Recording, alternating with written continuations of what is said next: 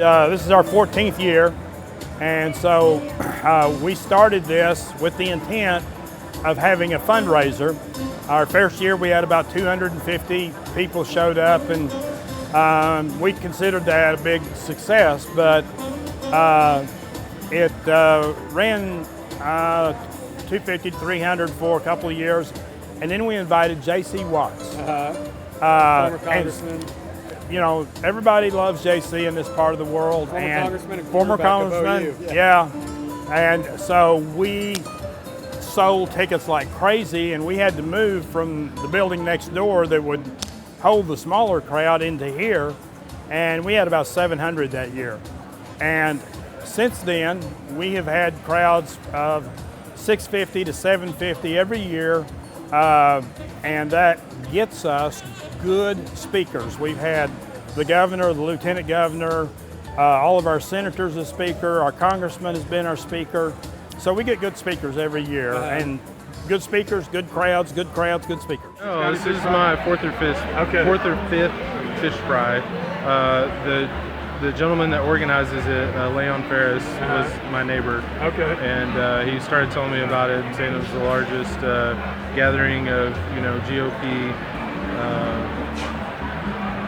people running for office in the state, and so that sounds like a good place to go and meet people and talk to candidates. You can get FaceTime, right, where you can't always get FaceTime. So with candidates without going to their office or traveling to DC or traveling to Oklahoma City, so it's a great place to.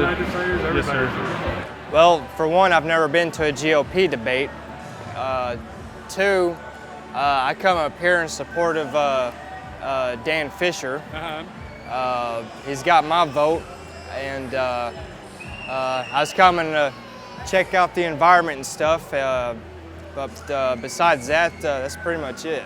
And my position is as long as there are no rhino Republicans that act like Democrats when they get up there, we won't have a problem. Maintaining the Republic. Rhino means? Rhinos are basically Republicans who call themselves conservative. Republican in name yes. only. Yeah, pretty much, like Mary Fallon, for instance. They call themselves Republicans, but rhinos act more like Democrats, self-interest. And do you feel like the legislature and Governor Fallon are doing a good job?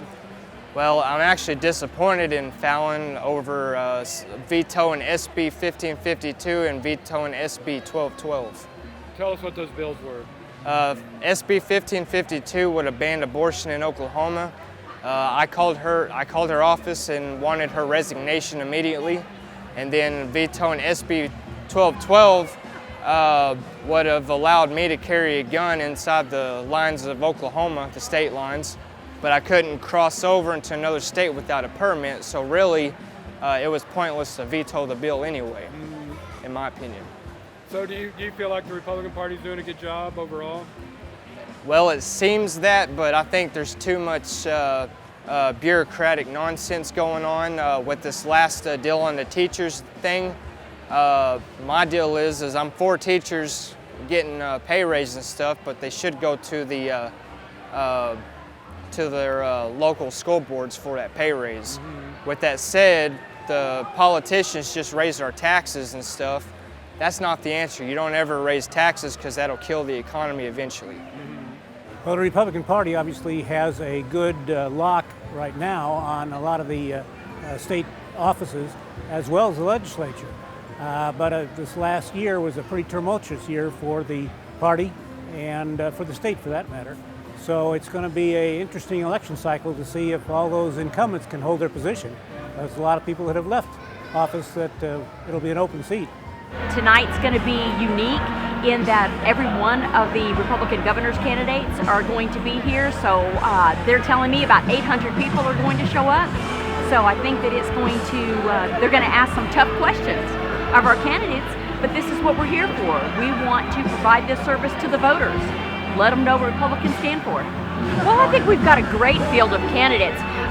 We have candidates that represent a lot of the different issues and the problems that they see in Oklahoma right now. And when you look at these campaigns, it seems like several of them are focusing on single issues.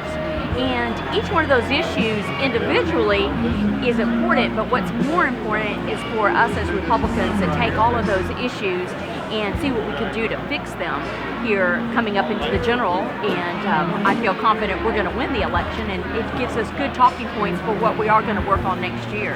I can only speak from my perspective that I believe that Oklahoma has gone red for a reason. I believe that people in Oklahoma stand strong with Oklahoma values, and those are conservative values at heart.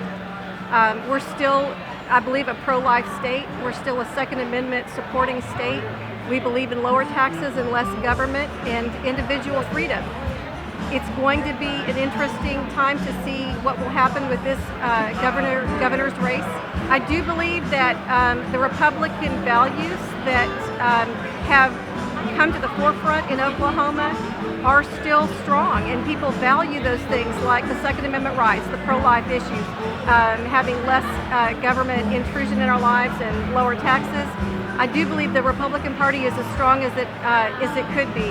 I think that the recent things that have happened in our state have brought some issues to light that need to be addressed. There are some problems, but no state is without problems. Every state has issues.